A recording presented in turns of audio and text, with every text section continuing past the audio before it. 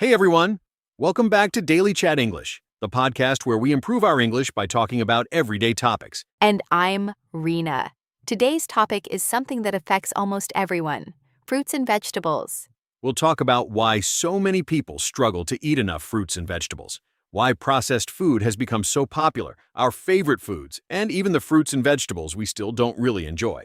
We'll also share some interesting food facts, explain useful vocabulary and idioms naturally, and finish with some practical advice you can actually use. So grab a healthy snack if you have one, and let's get started.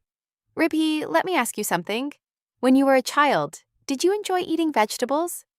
Honestly, not at all. I think I was around 6 or 7 years old when I started refusing vegetables. My parents always told me to finish my broccoli and carrots, but somehow they always stayed on my plate until dinner was over. Really? Which vegetable did you dislike the most? Without a doubt, bitter melon. I know it's very healthy, but as a kid, I just couldn't handle the taste. It was way too bitter for me. I completely understand. Actually, I still don't enjoy bitter melon very much either. But something interesting happened when I got older. Around my early 20s, I suddenly started enjoying vegetables that I hated as a child. That's actually pretty common.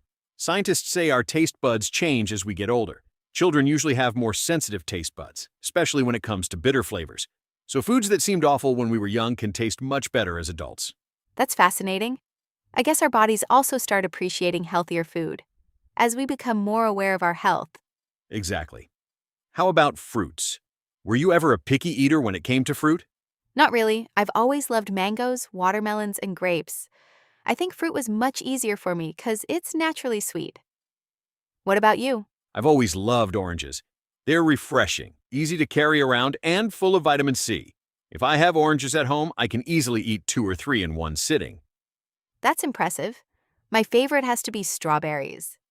They're delicious, but unfortunately, they can be quite expensive depending on the season. Speaking of expensive, why do you think people nowadays eat fewer fruits and vegetables than they used to? That's a really interesting question. Personally, I don't think there's just one reason. The first thing that comes to my mind is convenience. Processed food is simply much easier to prepare. I agree. When people finish work after a long day, they're usually tired. Cooking fresh vegetables takes time. You have to wash them, peel them, chop them, and then cook them. Ordering fast food or heating frozen meals only takes a few minutes. Sometimes convenience simply wins out over healthy choices. That's a useful expression. Win out means to become more successful or more important than another option. In this case, convenience becomes more important than nutrition. Exactly. I don't think most people dislike vegetables. I think many people just don't have enough time or energy. I agree. Life has become much busier than it was 20 or 30 years ago. Many families have both parents working, students have long school days, and people often spend hours commuting. Do you think money also plays a role? Absolutely. Fresh fruits can be expensive, especially imported ones. And vegetables don't stay fresh forever. Sometimes people buy vegetables with good intentions but never cook them. A few days later, they have to throw them away because they've gone bad. That's true. Nobody enjoys wasting food. Exactly. And when people experience that a few times, they may stop buying fresh vegetables as often. Some people also say global events have made food more expensive. Things like wars, climate change, transportation problems, and geopolitical conflicts can affect food prices. Do you think that's one of the main reasons? I think it definitely has an impact. If transportation becomes more expensive or crops fail because of extreme weather, food prices usually increase. But honestly, I don't think that's the whole story. I agree. At the end of the day, I think our daily habits matter even more than global events. That's another great expression. At the end of the day means when everything has been considered, or simply in the end. So after looking at all the different reasons, our habits still play a huge role. Exactly.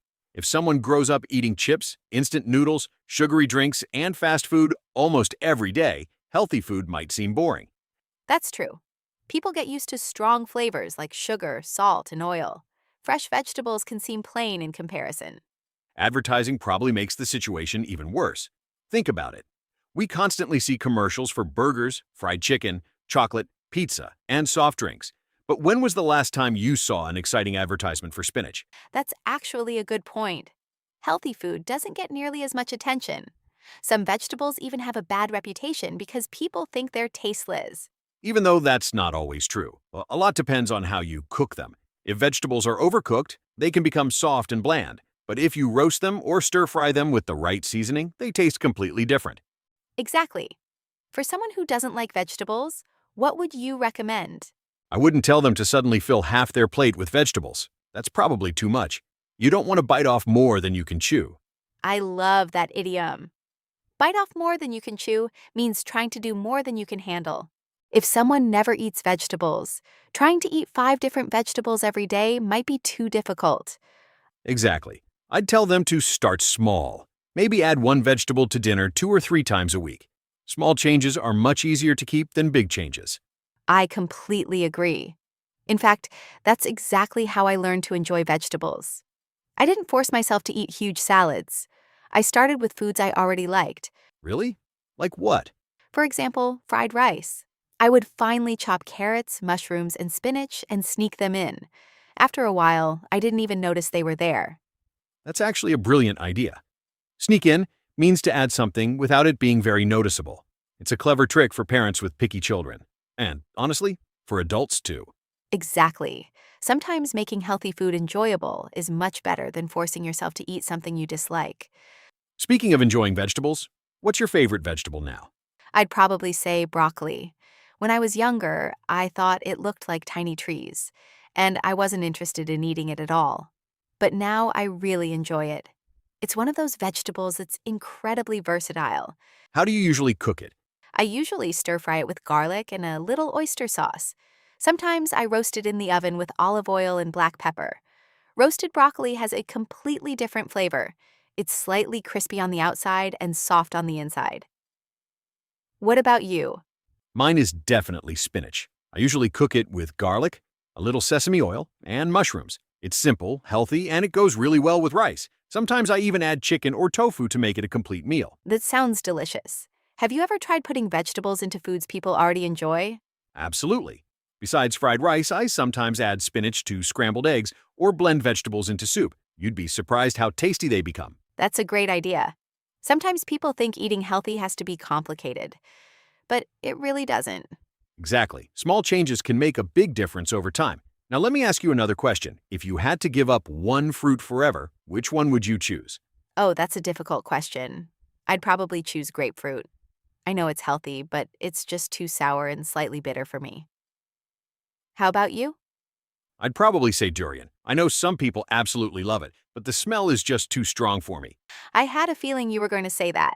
Durian is one of those fruits that people either love or hate. There's almost no middle ground. Exactly. Now here's another interesting question. Do you think healthy food is actually boring, or do people simply not know how to cook it? I think it's mostly the second one. Cooking methods make a huge difference. Boiled vegetables can taste very plain, but roasting, grilling, steaming, or stir-frying them with herbs and spices can completely change the flavor. I couldn't agree more. Good seasoning can make almost any vegetable taste amazing. Here's an interesting fact for our listeners. Did you know that different colored fruits and vegetables provide different nutrients? For example, orange vegetables like carrots are rich in vitamin A. Dark green vegetables often contain iron, calcium, and vitamin K, and berries are packed with antioxidants, which help protect your body's cells. That's really interesting. Another important nutrient is fiber. Many people don't eat enough fiber every day. Fiber helps your digestive system work properly and helps you stay full longer. Exactly. When you feel full for longer, you're less likely to reach for unhealthy snacks between meals. That reminds me of another question. Do you think it's a good idea to completely stop eating junk food? Personally, no. I don't think most people need to go cold turkey. That's a useful idiom. Go cold turkey means to stop doing something suddenly and completely. Exactly. If someone eats fast food 4 times a week, trying to stop overnight can be very difficult. Instead, they could start by replacing just one unhealthy meal with a healthier one.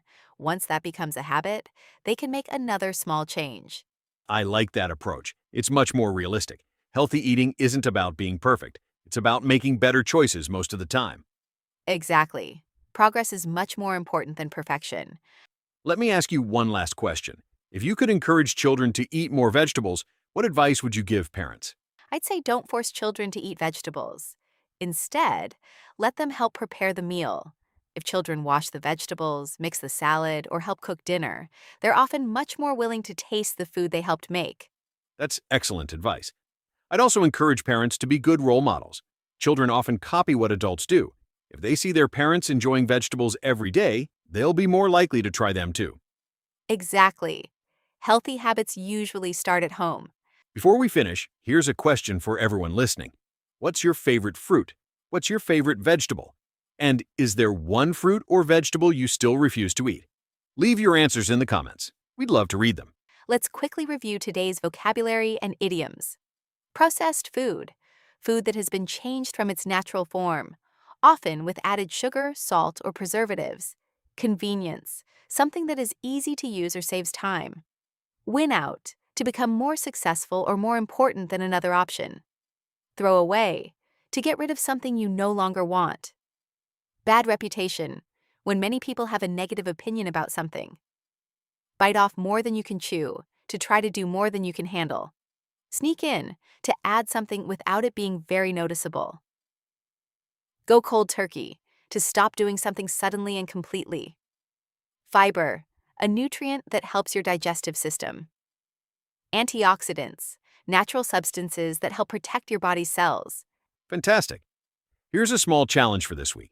Try eating at least one fruit and one vegetable every day. It doesn't have to be perfect. Even one small healthy choice can make a difference. And remember, don't compare yourself to other people. Everyone starts somewhere. The important thing is to build healthy habits that you can actually keep. If you enjoyed today's conversation, don't forget to subscribe so you won't miss our next episode. Leave a comment answering today's question. What's your favorite fruit or vegetable, and how do you like to cook or eat it? We'd love to hear your ideas, and maybe we'll even try some of your recipes. If this episode helped you improve your English, please give it a thumbs up and share it with a friend who's learning English too. Thanks so much for spending time with us today. Until next time, keep practicing your English. And don't forget to take care of your health, one bite at a time. See you in the next episode of Daily Chat English. Bye, everyone.